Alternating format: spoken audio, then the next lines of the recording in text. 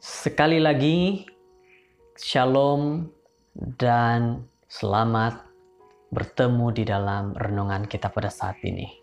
Saudara-saudara yang terkasih, kita akan mempelajari satu perumpamaan lagi dalam pelajaran kita, renungan kita pada saat ini. Mari kita sama-sama fokuskan pikiran hati kita agar kita lebih memahami. Mari kita sama-sama berdoa. Ya Tuhan, Bapa kami yang baik, kami sudah berserah sepenuhnya. Kami datang kepadamu saat ini, menyembah kepadamu karena kami tahu bahwa Tuhan, hanya Tuhan yang dapat memberkati kami dan tidak ada yang lain. Makasih, inilah doa kami, berikan kami pemikiran yang baik agar dapat memahami dengan baik firman-Mu. Dalam nama Yesus, amin. Saudara-saudara, pada waktu ini, judul renungan kita adalah perumpamaan tentang anak-anak kecil.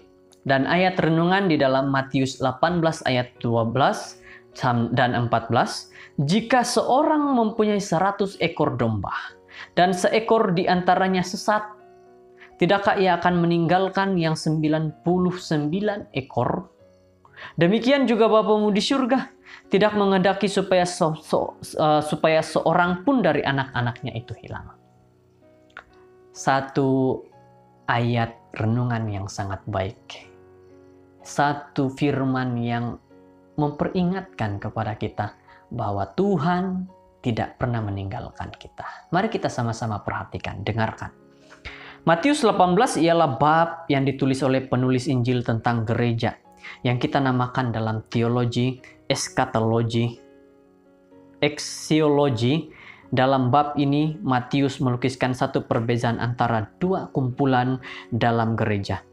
Pertama, orang-orang besar. Kedua, orang-orang kecil. Bab tersebut dimulai dengan para murid bertanya kepada Tuhan, pada Yesus. Satu soalan, siapakah yang terbesar dalam kerajaan surga? Ayat pertama. Yesus tahu, di sebalik soalan yang kelihatan seolah-olah polos ini, ialah satu soalan yang berbahaya, besar, dan juga gelap. Seperti orang katakan pada zaman sekarang, soalan-soalan menjerat, menjebak, soalan-soalan menjebak. Nah, pada zaman Yesus, orang-orang yang berada di tempat paling atas bermaksud mereka lah yang memegang kuasa, mereka ialah orang-orang yang besar, mereka lah yang harus dihormati, dan mereka yang memberi arahan-arahan kepada orang-orang yang kecil ini. Orang-orang besar ini merasa bahwa mereka lah yang paling hebat, tidak ada yang lain. Jadi inilah yang terjadi, saudara-saudara. Jadi usaha untuk menunjukkan kuasa ini telah bermula di surga dan merupakan intipati rempasan kuasa Lucifer. Tidak berpuas hati sebagai malaikat yang paling atas, dia mau mengambil tempat Tuhan itu sendiri.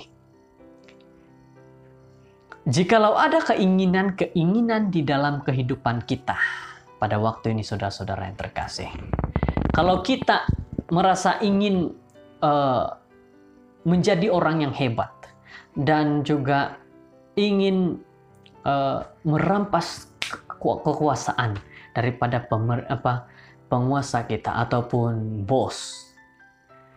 Ingat saudara-saudara, iblis memulakan itu dahulu di surga. Jangan sampai diri kita ini adalah setan juga. Sikap ini yang telah bermula dalam hati Lucifer adalah berlawan secara langsung dengan tabiat dan ajaran Yesus yang berkata, jikalau seorang ingin menjadi yang terdahulu, hendaklah ia menjadi yang terakhir dari semuanya dan pelayan dari semuanya. Markus 9 ayat 35.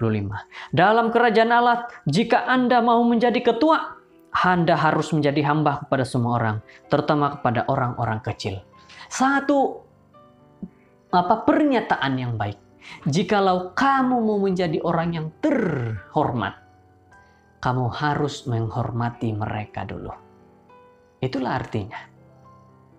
Itulah arti bahwa jangan kita melangkah jikalau kita sebagai orang-orang yang biasa jangan kita mau merampas kuasa orang-orang yang di atas. Ini bermaksud bahwa kita saling menghormati. Kita kena ingat ini. Dalam konteks Matius 18, orang-orang kecil itu tidak tersesat dengan sendirinya, tetapi dihalau oleh orang-orang besar. Dalam dunia sekarang, dalam gereja sekarang, orang ramai ada ramai orang bercita-cita untuk menjadi orang-orang besar dan tidak begitu memandang atau memperdulikan orang-orang kecil di bawah tanggung jawab mereka. Apa yang saya ingin katakan kepada kita pada saat ini? Kalau perkara ini sudah ada di dalam gereja kita, mari kita doakan mereka.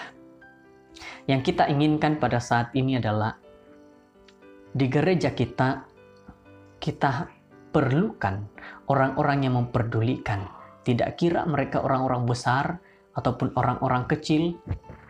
Jangan sampai mereka, saudara-saudara, hanya menurut kata hati dan menurut kepada setan. Pada saat ini, pelajaran di sini adalah jika Anda bercita-cita menjadi seorang pemimpin gereja, berusahalah untuk melayani setiap orang yang besar atau orang kecil, dan terutama jangan bertindak seperti menguasai orang lain. Di dalam gereja, ingin saya katakan, jangan merasa diri hebat. Kamu elder, kamu anggota gereja, kamu siapapun di gereja, jangan merasa hebat. Karena pada mulanya setan memberontak karena dia merasa hebat. Jadi, kalau kita sudah mulai merasa hebat, itu kesombongan. Dan kesombongan itu membuatkan kita mau jauh daripada Tuhan, seperti setan.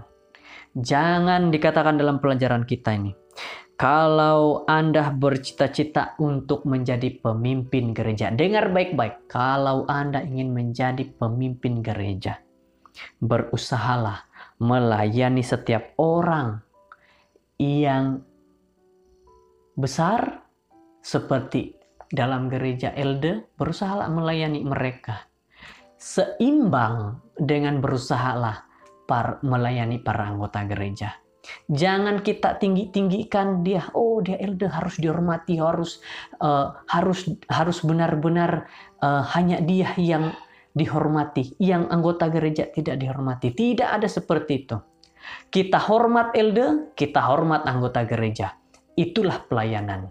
Seimbang, tidak berat sebelah. Perumpamaan tentang anak-anak kecil adalah perumpamaan tentang bagaimana Tuhan mau semua umat-umatnya seimbang dalam pelayanan. Kiranya Tuhan memberkati. Mari berdoa. Bapa kami yang baik, Tuhan Allah yang penuh kasih, kami berdoa pada saat ini, memohon kepadamu kebijaksanaan, agar kami dapat melayani umat-umat Tuhan di gereja, melayani kepada para elder maupun kepada anggota gereja dengan seimbang sama rata.